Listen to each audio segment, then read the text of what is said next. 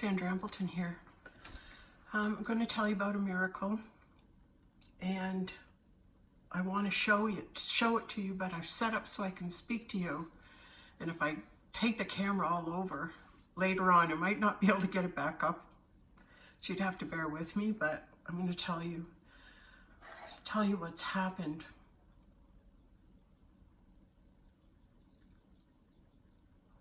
I've been doing my research and work on twin flames, and my experience, having been in a twin flame experience, allows me to speak from my knowledge and my knowing. And in a twin flame relationship, you're really having a relationship with Prime Creator, because it's Prime Creator that moves through an individual to connect with you when you are in a vibrational frequency that can reach truth and God. So from that frequency where you're vibrating comes truth, comes greater truth. The higher you vibrate, the more truth you hear, all right? So when you're vibrating at a very, very high level of truth, you receive more and more information and more discoveries. And what I've been working on lately has to do with the world of art, has to do with specifically, right now, we'll talk about the miracle, then I'll talk about the moving pictures. See, what makes a work of art, a great work of art? I'm going to hold up a photo here, and this is a picture of the Salvator Mundi, all right? Painted by Leonardo da Vinci. And what makes it of interest to twin flames, right, is that Leonardo da Vinci is depicting here a portrait of a person who is half man and half woman. And if you really zoom in and really have a good look at the eyes, you can see that one half of the Salvator Mundi is male and other half is female. Why do you think he's doing that?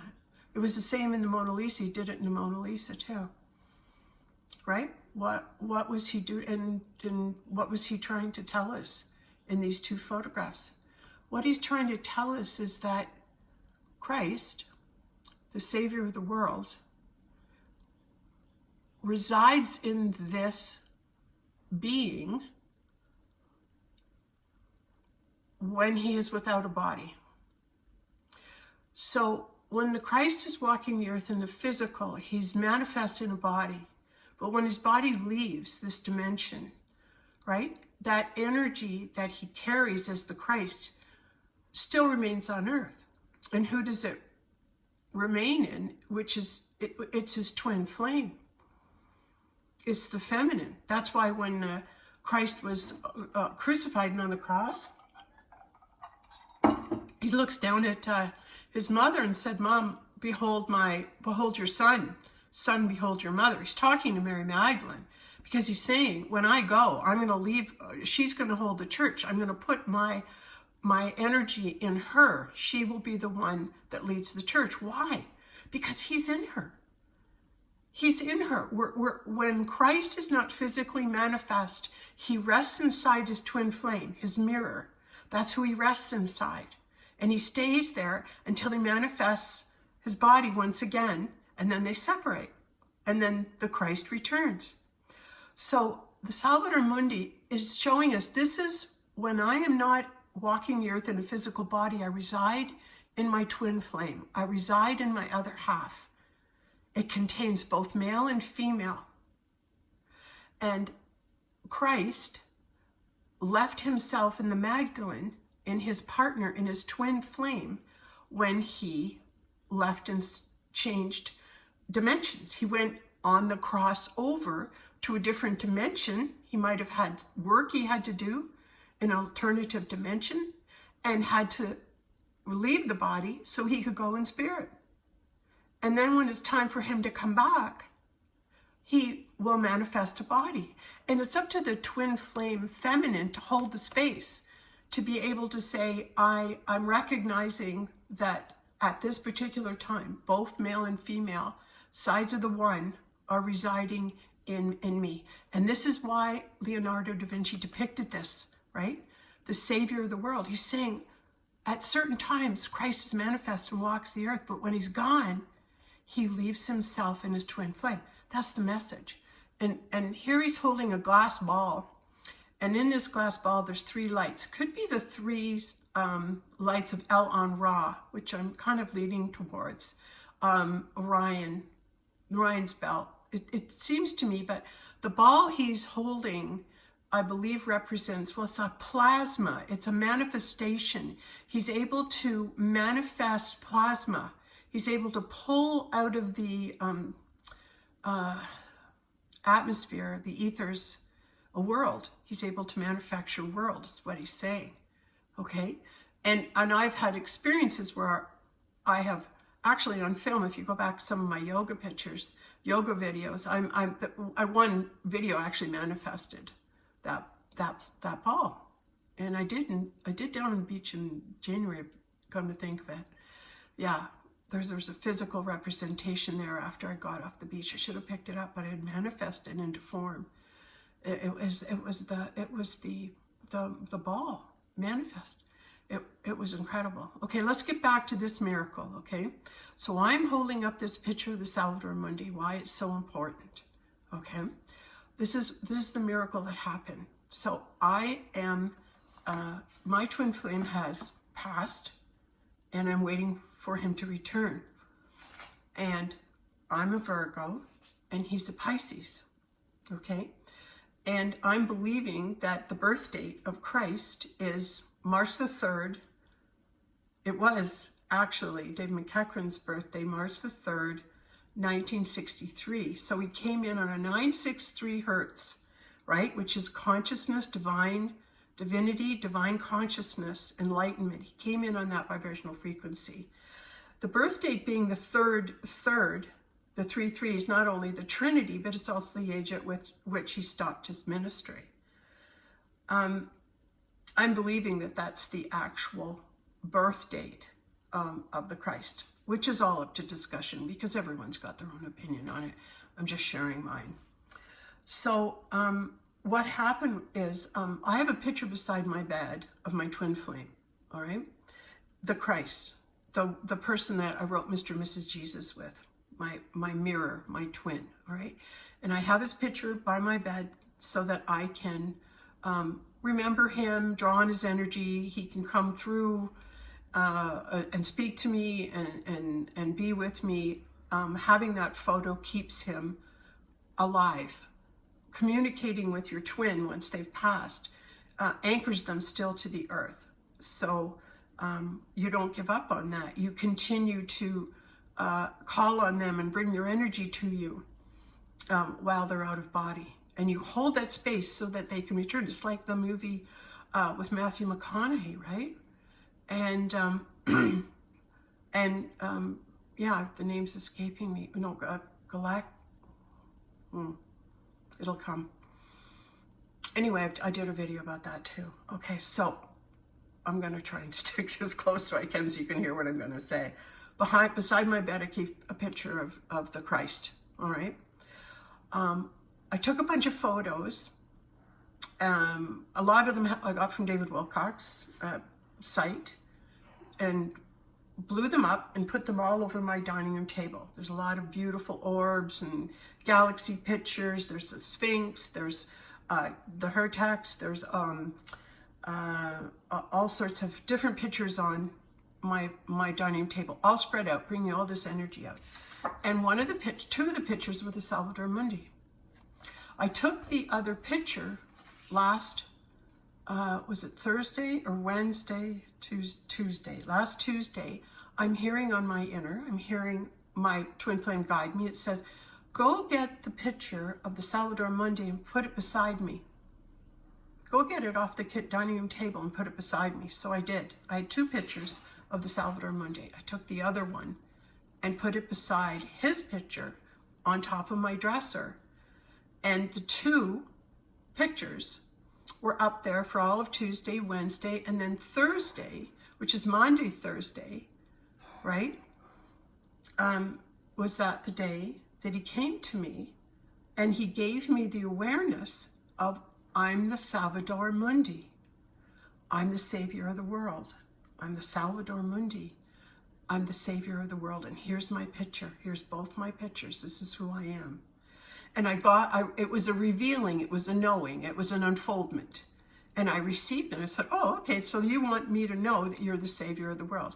And he did, under no uncertain terms, wanted me to know who he was, and was making it clear to me. So I got the message and I left the picture up and I said, wow, that's so cool. I got it. So now we're into Easter weekend.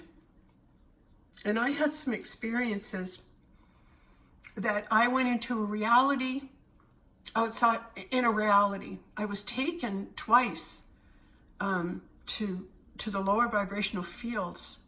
And I believe it was like when Christ rose and then he descended, I believe he went into the lower energy fields and was able to take his energy and lift and help those individuals that were in that lower energy rise up, lift their consciousness and come up. So I had that photo beside my bed, and then I went to bed on Saturday night, the night before Easter Sunday. When I woke up in the morning, the picture of the Salvator Mundi had been placed beside the table against the wall, beside the gifts that I had received from him. He had bought me gifts, and I kept them beside my bed by the dresser. And the photo that was sitting square on the table had now been placed and was against the wall, so that all I could see was the forehead of the Salvator Mundi. And on the forehead, as you can see here, like, look, see the light? There's lines running through the forehead, right? And if you look again, it's the same one. It's like an umbrella. It's like an umbrella. You can see the umbrella, the outline of the white with the umbrella and the white going down the nose. Can you see that? All right. So I'm either believing that's the mushroom that takes you to the different realms, right? But this particular photo, he's got white lines. I haven't received the information on that yet. But the other one, all you can see leaning against the wall is this, right? You can see, because my bears and everything are in front of it, but all I could visualize was this. And when I woke up, I received like the awareness of sitting there, happy Easter, it's Easter morning. I got up and I look, and all of a sudden I go, where's the picture? Where'd it go? And then I looked down and saw it. It had been placed, and I could feel it, see it, sense it. He was standing there and placing it against the wall. And then I looked at the picture that was already existing on my dresser, and the energy and the unfoldment came through and said, see, I've got my own body now. In other words, this is no longer applicable. We are not together in one body, as I painted as Leonardo da Vinci all those years ago. He said, we were in the same body, Sandra, I was residing in you. But now this is no longer applicable because the picture was removed and placed. And then instead, the energy coming through, he says, I have my own body. So I'm believing that to be quite the miracle, quite the message, and the message is for me. Now I'm sharing this message with you because these occurrences, this twin flame unfoldment, happens through me, and I'm sharing it, and I'm sharing it in hopes to educate the world. I'm sharing it in hopes that people will hear this miracle. And I'm also of the awareness it's coming through in a vibrational frequency that can't be heard right now. But it doesn't mean I'm not going to say it and report on it, because this is oh so very important what I'm sharing with you. I'm truly believing, right, that this is going to result in a very happy ending. Now tomorrow's 4/4 portal, and then we're faced with something coming up the following week.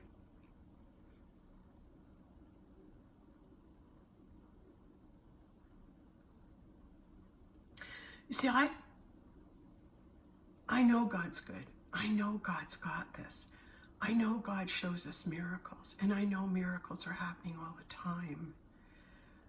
To move out of the illusion that we're seeing, the Maya, meaning it's a reality and a reality, it means nothing.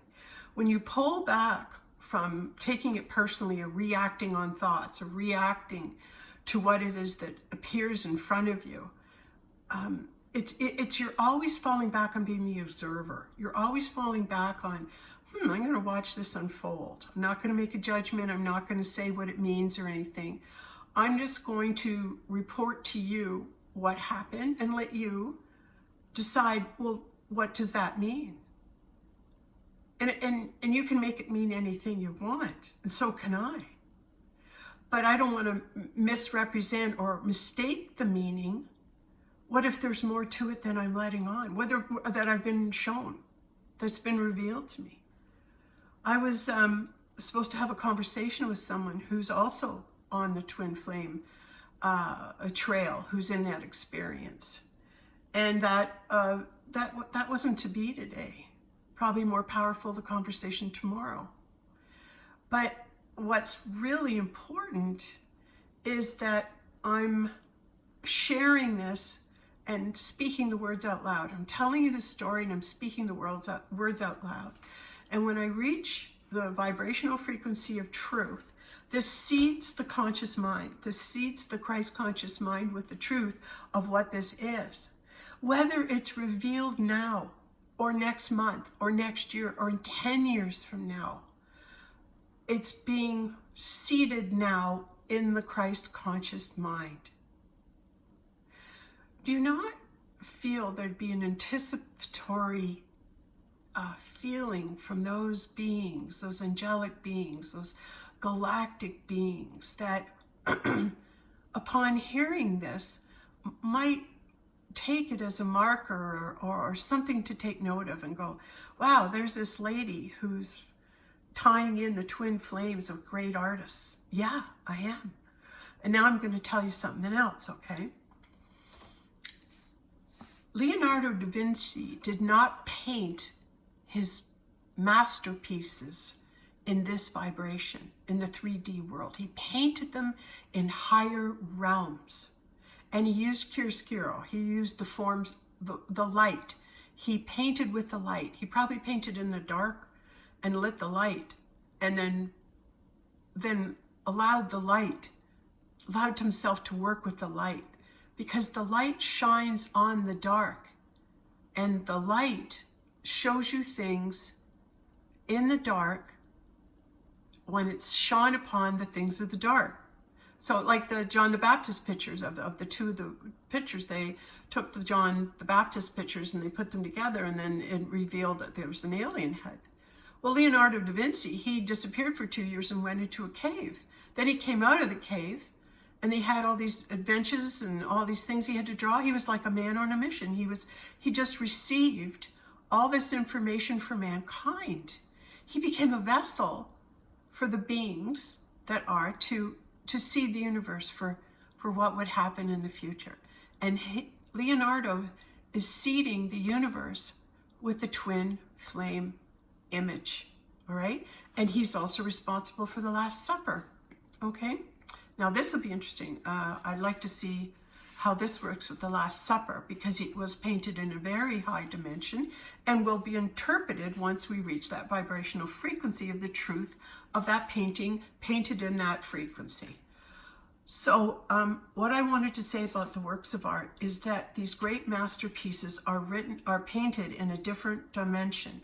And as we reach our higher selves, as we reach higher frequencies, the truth of the paintings will manifest and start showing itself. Now with this particular one, and you can go look up my video on Michelangelo. He was also a painter, sculptor, which we know, and who's somebody who I've met. And I have one of his works of art, and I am of the knowing that in past life he was Michelangelo the painter. And I did the video, and when I look in the mirror, standing making the video, and I'm looking in a mirror and I'm holding up the mirror to that painting behind my back, it started to move. The flowers actually were moving in the painting. I gained access to a higher dimensional frequency where that painting behind me was moving. So what I'm trying to say is this is a still. This is a moment. This is a frozen moment, this picture, but the picture's alive. The picture's moving. And when you look at it through a mirror, which is what Da Vinci was all about, he'd hold up a mirror to his work. But there's a lot of people that are mirroring the picture side to side. And I'm saying that's all well and good. And maybe look at the two of them side by side, but don't look at them with your naked eye. Hold up a mirror to them. Look into a mirror and you'll see the pictures start to move. That's because they're alive. They are actually moving.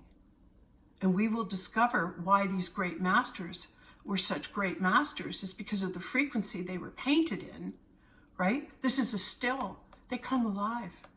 They come alive. The paintings start moving. And I am putting this out there to let you know the truth of this. I'd love nothing better than to go to England with all the great Leonardo da Vinci and Van Gogh too, because Van Gogh is the same artist. Christ was Leonardo da Vinci. Christ was Van Gogh. So to be able to find those great masters and then have everybody, when they start viewing them in art galleries, go and stand with their back to them, looking in a mirror and holding a mirror. So you're looking at yourself through the mirror and you're holding the mirror, looking at the painting and watching the painting move. It's all going to come out true. It's all going to come out. That these paintings are alive. They have life. Because nothing ever dies. Energy never dies. The energy keeps living. The energy of the great masters still live on in their works, but it's actually alive with their energy. Like, when we really get that, it's going to be like, oh my God. Oh my God. So energy, they put their energy into a form, into paint, into canvas, but their energy never dies. So the paintings continue to live on. It's miraculous. It's miraculous. Absolutely miraculous. And for me, waiting for the return of the Christ, waiting for my twin flame to manifest, to move into manifestation and working on lifting my vibrational frequency to the point where he can manifest. I'm holding that space for love, with love. I'm holding that space and continuing to talk to him and be with him. So I can, that cord, that attachment, that our oneness, will hold space. I'm holding space for him to be able to manifest because I'm expecting him. There's the expectation. I'm expecting him. And then to have him affirm on Easter Sunday that he's risen, that he's got a body. He's no longer nobody. He's saying, I have a body. Because remember in past videos, they found nobody in the tomb. They found nobody in the tomb. Okay? That's because Christ was out of his body now and he went into Mary. He went into his twin flame. And that's where he retreats to, is his feminine half, when he must change dimensions and go and do other work elsewhere. There, it seems pretty easy, doesn't it? I've had to figure all that out. But that's the miracle. And then the next video is me telling you that he's returned and find out which body he's in.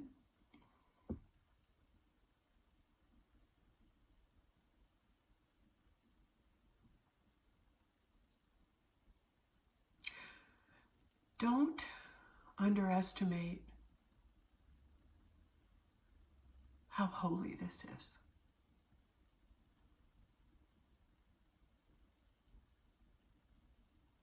Right now and actually just not now, but over the past number of years, I've also attracted other kings, other men who have been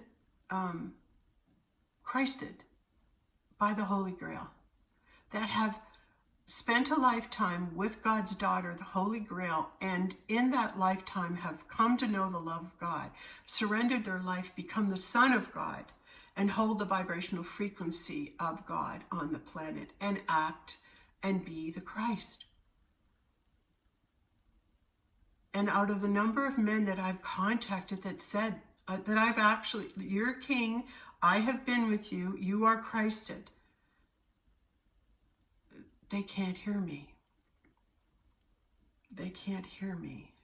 And it's the dogma of, no, I have to be in the now. I have to stay in this now moment. I have to stay in there. Well, what information is being brought to you in the now that you're ignoring? Right in the now, you're receiving new information. What are you going to do with it? In this now moment, you're receiving more information. Are you able to grow with it? Or do you have a belief about who you are that's so strong you're unable to reassess or maybe perhaps see yourself in a different light?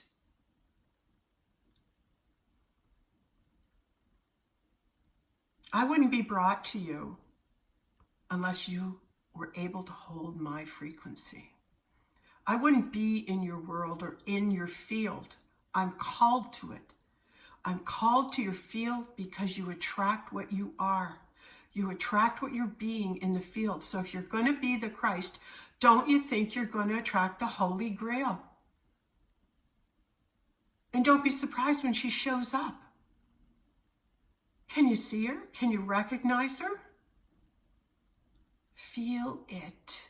Go in and know it. Feel, sense, and know. And if this is not the case, then it's not the case. But hear it. The one message for the twin flames is there is only one. There is only one soul half. There is only one soul half. But there's work I'm doing on the Holy Grail, and I'm believing it's the Holy Grail that Christs the men. She incarnates for the souls that would be Christ. And she interacts with them and she brings them the love of God. And she shifts them and they change and they move into the Christ. They move into their highest and best self. The question with all men, do you want to be the Christ? And you know what? A lot of them, they don't. They're running from it. They want to be a leader, but they want to have their own rules. They want to make up their world. These are my boundaries. These are my beliefs. I want to walk as a Christ, but I'm going to just be head of this Telegram channel. That's what I want to lead, is this station on this Telegram channel.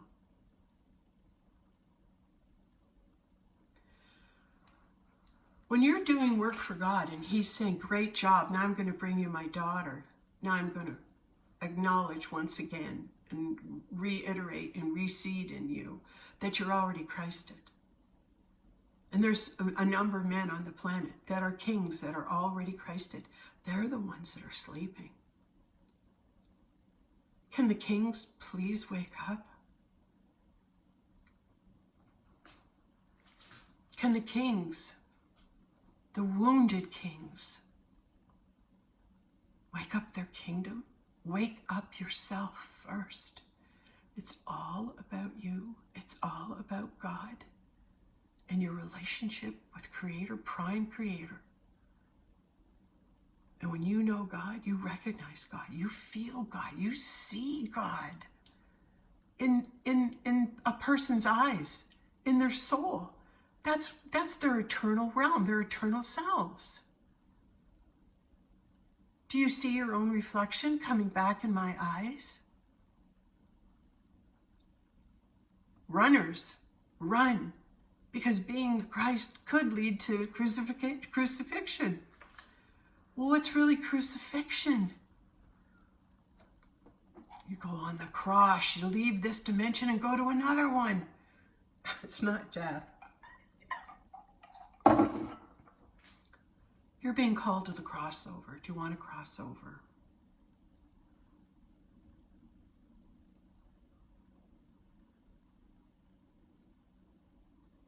Because you can come back. And that's what being the Christ is. I'll cross over, leave this dimension for another. Hold the space for me while I'm gone, twin flame. And when I come back, our love is strong enough that you can pull me back in. Interstellar is the name of the movie. I watched it a number of times, and it was Matthew McConaughey's daughter who never stopped loving him. The whole time she loved her dad, and that love vibrational frequency, that was the chord that he followed to bring him back to her. Because love never dies. Love never dies.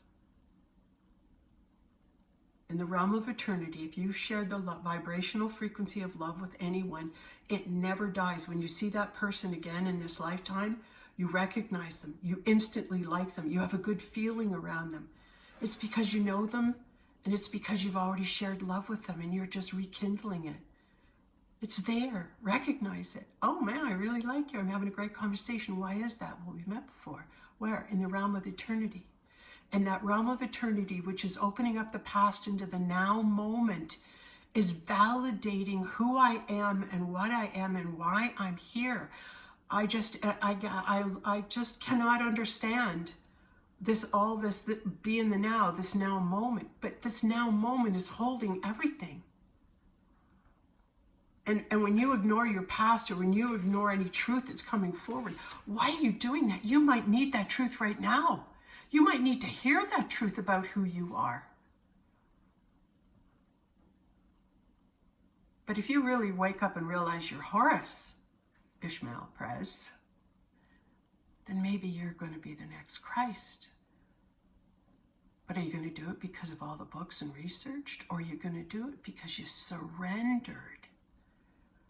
And you said, okay, God, send me the Grail. I'll be the Christ. Runners, twin flame runners, right? You gotta love them. Walk the walk. Walk the talk. All right, that's pretty much, I think, what I'm going to say. Yeah. Thanks very much.